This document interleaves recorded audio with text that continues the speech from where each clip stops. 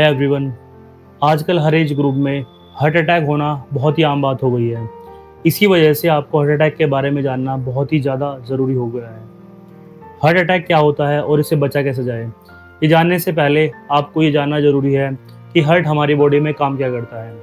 Heart हमारी body में एक पंप की तरह काम करता है, जो हमारे शरीर में फेफड़ों से ऑक्सीजनेटेड ब्लड लेकर हमारे शरीर के विभिन्न अंगों तक पहुंचाता है और हमारे शरीर के विभिन्न अंग ऑक्सीजनेटेड ब्लड पाकर अच्छे से काम करते हैं। इसी ऑक्सीजनेटेड ब्लड में से कुछ ब्लड हमारे हार्ट के पास भी जाता है और यह ब्लड कोरोनरी आर्टरी की सहायता से जाता है। कोरोनरी आर्टरी एक पाइप जैसी संरचना होती है जो ऑक्सीजनेटेड ब्लड को हमारे हार्ट तक पहुंचाती है और हमारा हार्ट अच्छे से काम करता है। हार्ट अटैक की शुरुआत इसी कोरोनरी आर्टरी में फैट डिपोजिशन से होती है। जब यह धीरे धीरे बढ़ता चला जाता है तो एक प्लैक का फॉर्मेशन करता है, जिससे इसका डायमीटर नैरो होता चला जाता है। और जब यह बढ़ता जाता है, एक स्थिति ऐसी आती है जब हमारे हार्ट को ऑक्सीजनेटेड ब्लड मिलना बिल्कुल बंद हो जाता है। तब हमारा हार्ट काम करना बंद कर देता है। अब बात करते हैं कि हार्ट अटैक आने पर आपको क्या सिम्टम्स, क्या लक्षण आते हैं। हार्ट अटैक आने पर आपके सीने में तेज़ दर्द होता है और यह दर्द ऐसा लगता है जैसे ही कोई भारी वस्तु आपके सीने पर रख दी गई हो।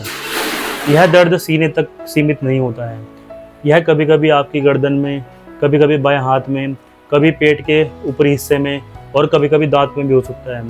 तो यह सबसे बड़ी भूल है कि अगर दिल का दौरा पड़ रहा है तो वह दर्द हमेशा छाती में ही होगा या हमारी चेस्ट में ही होगा।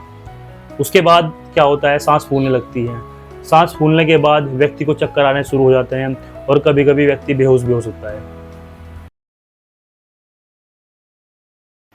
अब बात करते हैं, अगर किसी व्यक्ति को आपके सामने हार्ट अटैक आ जाए तो आपको क्या करना चाहिए।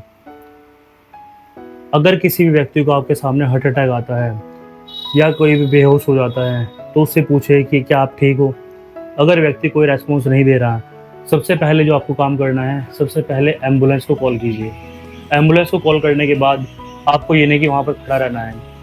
कॉल करने के बाद आपको उस पेशेंट को स्टार्ट करना है CPR, यानी कि कार्डियोपल्मोनरी रिससिटेशन, जो इस वीडियो का सबसे इम्पोर्टेंट भाग है। कार्डियोपल्मोनरी रिससिटेशन देने के लिए आपको उस पेशेंट को, यानी कि CPR देने के लिए उस पेशेंट को एक हार्ड सरफेस पर लेटाना होगा। हार्ड सरफेस पर लेटाने के बाद अपने एक हाथ के ऊपर एक हाथ रखकर इंटरलॉक करके उसकी छाती पर रखना होगा। छाती पर रखने के बाद उसे बहुत जल्दी और तेज़ी से दबाना पड़ेगा। दबाने की स्पीड आपकी कम से कम 1 मिनट में 100 बार होनी चाहिए और छाती को उसके डायमीटर का कम से कम 1/3 भाग तक दबाना होता है।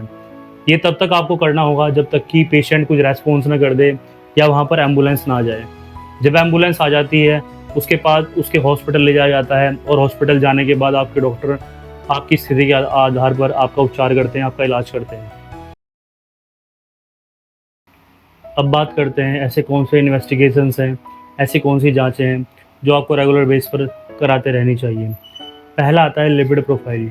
लिपिड प्रोफाइल में आपको LDL, VLDL आदि के बारे में पता चलता है। दूसरा आता है ECG।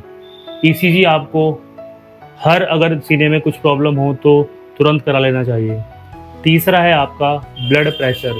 ब्लड प्रेशर आपको रेगुलर इंटरवल पर मॉनिटर करते रहना चाहिए।